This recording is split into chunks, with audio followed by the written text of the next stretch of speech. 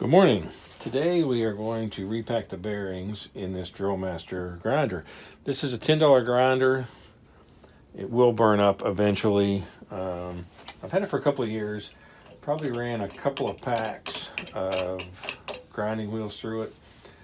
At some point I've dropped it and bent this. Taking it on and off is the only time I notice that it's bent, and it works fine. So let's go ahead and take it apart. Okay, first thing I'm going to do is take the cutting wheel off, and once you loosen it, it'll be fine. There we go. Grinding wheel. There's the arbor plate. So it's only normal to use your cheap Harbor Freight screwdrivers to work on your Harbor Freight grinder. A lot of grime down in there. So take the screws out.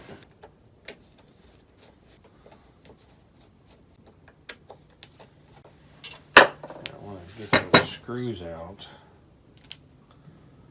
and put to the side. Okay, this should lift right out.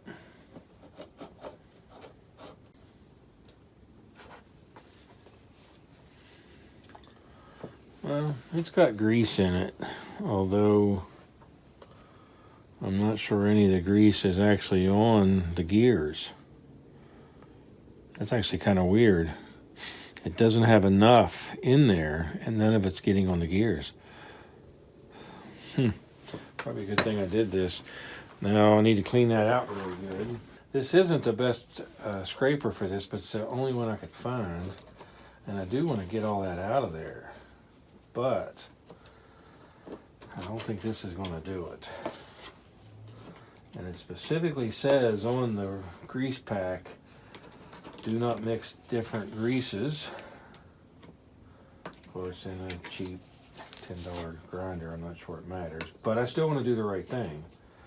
It might only be $10, and if it burns up, I'm not out that much. But I still want to make it last as long as possible. I'm trying not to get that on me, but that ain't working either. I noticed lately this has been getting louder, and I thought that meant the grease was drying up or gone. There is just no easy way to do this.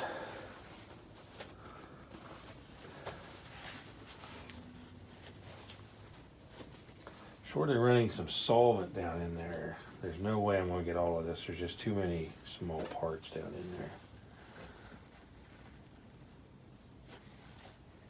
Resorting to using a screwdriver, that's why I keep these crappy ones around. Well, if I look at percentages of grease, once I put the red grease in there, it'll be probably 1% of this crappy grease, and the rest will be the red grease. I think it'll be okay. I can deduce from this that any grease that's in there is going to be thrown around, and it's going to accumulate up in here. So I want to pack it down in that bottom and get it about half full. So I'll show you a close up. So I cleaned it out as best I could. I might take another paper towel and try to get some of that residue out. But it all accumulated up in here, and there was almost no grease down in here. So it did lubricate this bearing, but not the gears themselves. So I'm going to pack all of this reservoir down in here with grease and up around here, and I'm hoping it slings it around and keeps it slung around instead of all up in there. I think that's a common problem with this type of a gear drive. Let's go ahead and lube that back up. Now, not a lot of grease in this, so it seems like the grease accumulates under this. So I've done the best I can, so I'm going to go ahead and pack the grease. So let's watch it come out.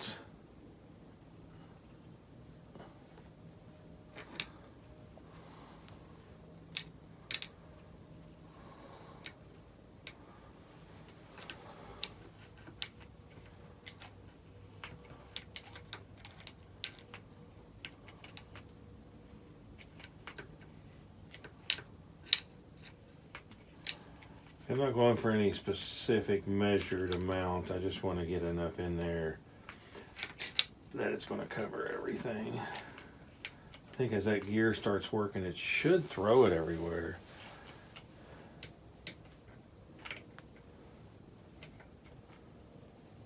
Okay, that's probably enough.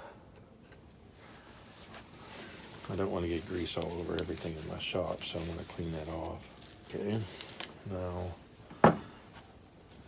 the other side of that is to clean up this edges before I put it back together. Okay, so there's what I got in there, and I think that's going to be enough. I'll probably take it apart next time it starts to make a little bit more noise, see how it's doing, but this is probably going to do just fine. Might never have to really do it again. There's a pin here you push in when you change the blades. It actually has to lock into one of these two holes in the gears.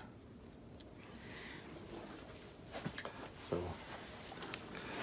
I'm actually going to dab a little bit of grease right on this edge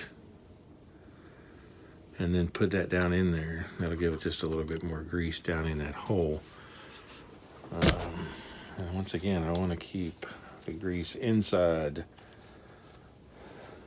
Each of these has a lock washer and a washer. And that's the way they had them in there, so that's the way I'm going to put them back.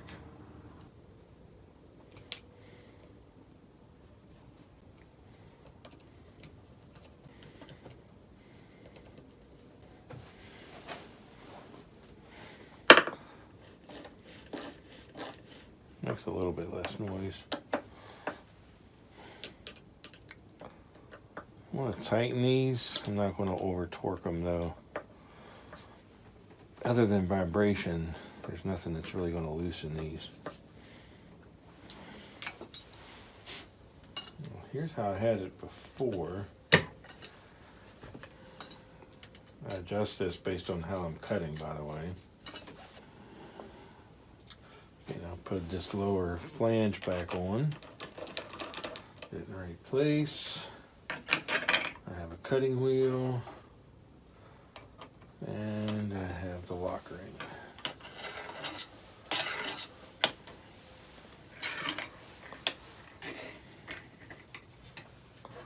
And I gotta hit this button.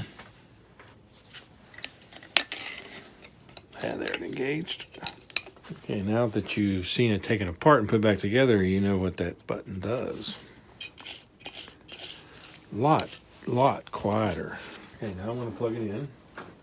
Which, by the way, anytime you have this plugged in, you have to lay it this way. If for some reason that would be turned on, face down, not good things would happen. So always lay it face up if you're going to plug it in. So this has somewhat of a quick release. If you put this on, you really only have to tap here to get that to come back off. So that's a little bit of a safety switch.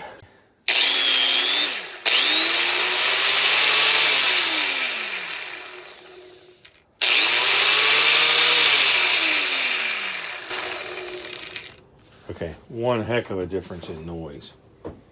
So I consider this very successful.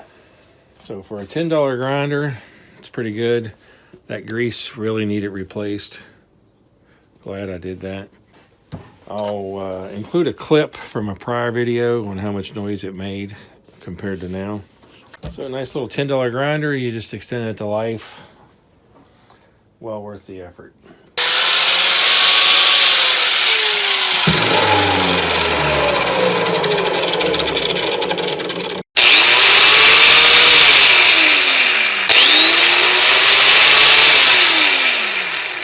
If you like the videos, please subscribe to my channel. Thanks for watching.